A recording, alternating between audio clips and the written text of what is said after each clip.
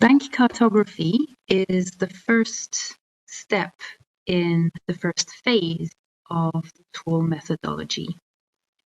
First phase, as a reminder, is impact identification, whereby we're trying to understand what the significant impact areas of the bank is.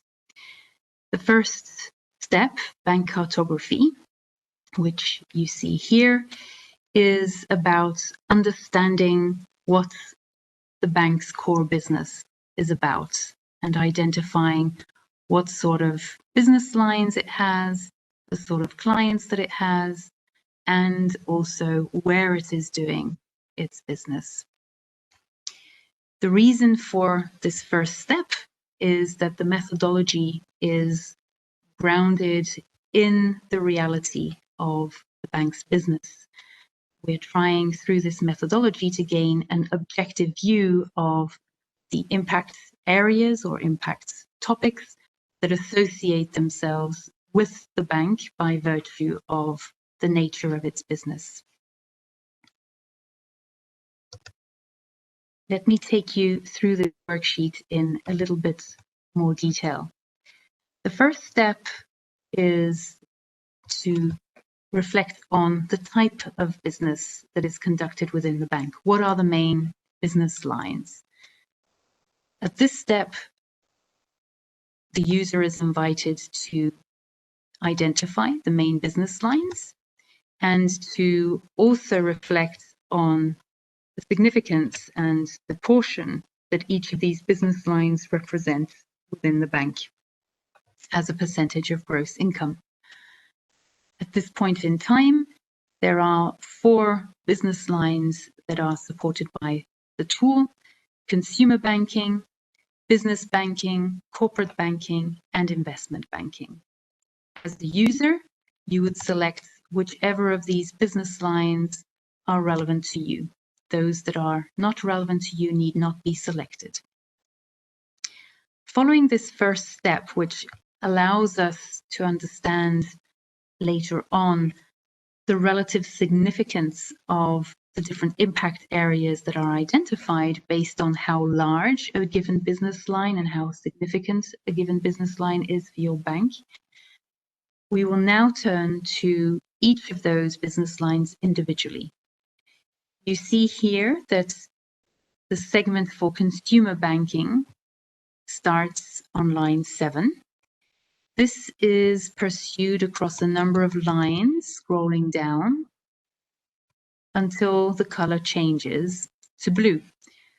Once we get into the blue color, this means that we are looking at another business line, in this case, business banking, where further lines succeed until we reach the following business line, corporate banking, in green. And finally, a little further down, you will find a segment for investment banking. So from this stage on, you are filling out the parts of the worksheet that are relevant to you based on what you have indicated at the very top. Let's turn to one of the business lines, consumer banking. For consumer banking, as with the other business line, we will be trying to understand in further detail the nature of the activities that are undertaken in the business line, the kind of clients that this business line is supporting, and where the activities are taking place. The geographic scope is in fact the first thing that you will be required to inform on for each of the business lines. Under geographic scope, what you are asked to indicate is the countries in which this particular business line is active. So in which countries does the bank operate in terms of its consumer banking activities, for instance? Once more, you're given a drop-down list from which to select a number of countries, ranging up to 15. If we scroll over, you can see 15 columns. As per above, when we were looking at the relative size of the business lines, here again, we wish to understand how much of the business each country represents, should you be active in several countries. Here we have a hypothetical case of a bank active in 2 different countries, which constitute all of its consumer banking activities, and the respective percentages have been captured. Once this has been done, we will proceed country by country within this particular business line. So from here on, from line 12, you can see that we are looking at the details for Canada. And a little bit further down, we're looking at the details for a second country, in this case, Egypt. The questions that are asked at this point are relative to what lies within the portfolio. And so you have a first question seeking to understand the type of products and services that the bank is offering its customers. At this point, for consumer banking, you are selecting from a number of specific consumer banking products and services. Again, this is selected from a drop-down list of industry activities and sectors. And following this, the idea is to understand the portion or the percentage of the bank's total number of customers who receive or who benefit from this kind of product or service in this given country. Given that customers may be receiving several products and services from you, these numbers will not add up to 100. They are in all likelihood going to add up to more than 100, and that is perfectly normal.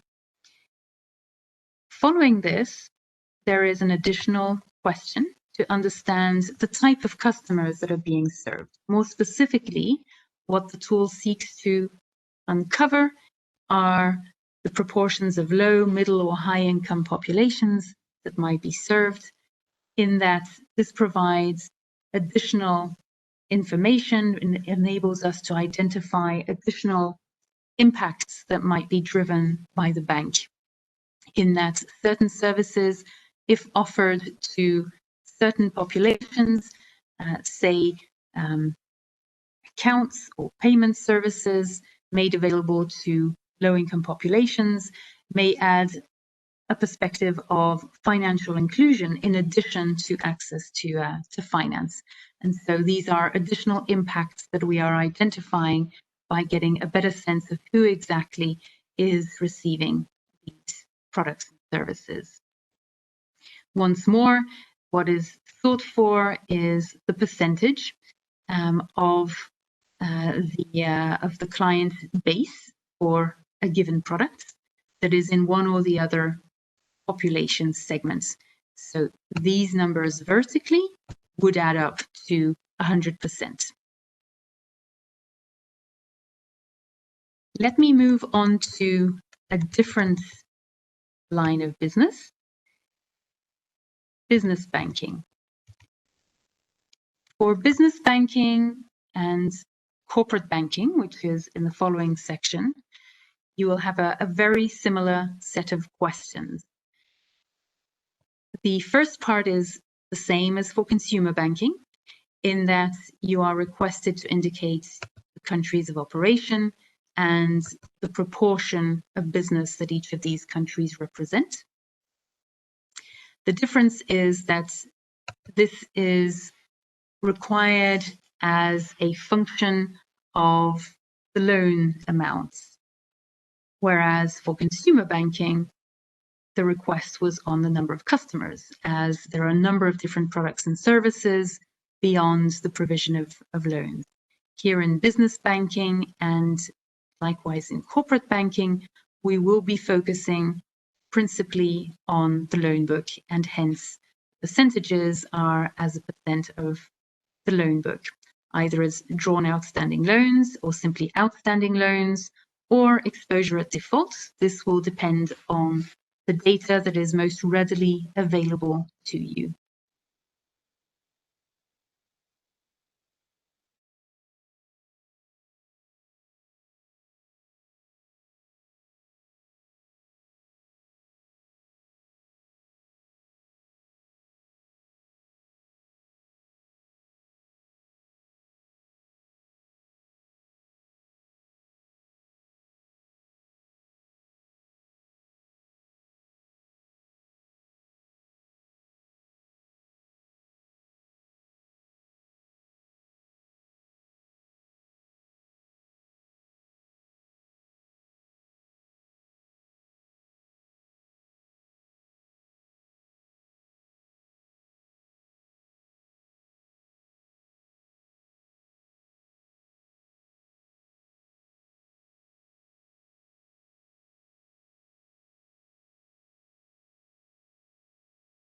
A note here on the industry classification.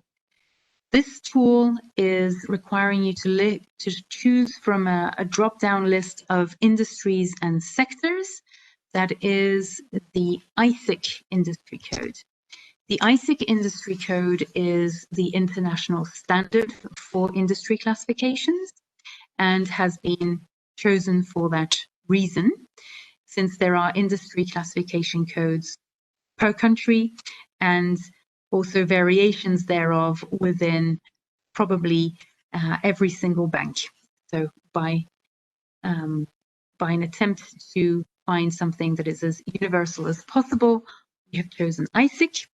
In order to be able to view the ISIC list more comfortably, you can see that there is a tab on the side called ISIC list, where all of the components of the industry classification can be looked at.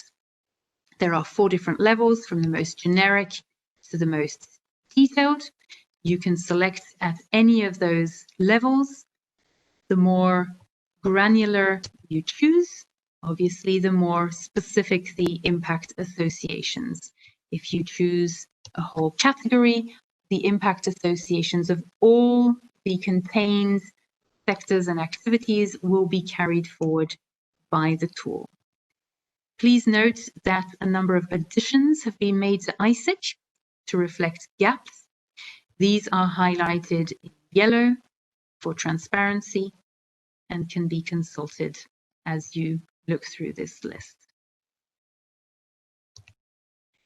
To go back briefly to the cartography worksheet itself, the same system is applied country by country for as many countries as the bank is operating in. And as said, the same system applies corporate banking, i.e. for larger clients. When we come to investment banking, the system is very similar. Again, you first have a geographic breakdown, which is then pursued so that you can go country by country. The differences here are in terms of the indicators that are used, where we will have not only loans, of course, in investment banking, but also bonds and equity. And so the indicators that you'll be basing yourself on to understand the volume that each country and each sector represents will be based on indicators that match these different products.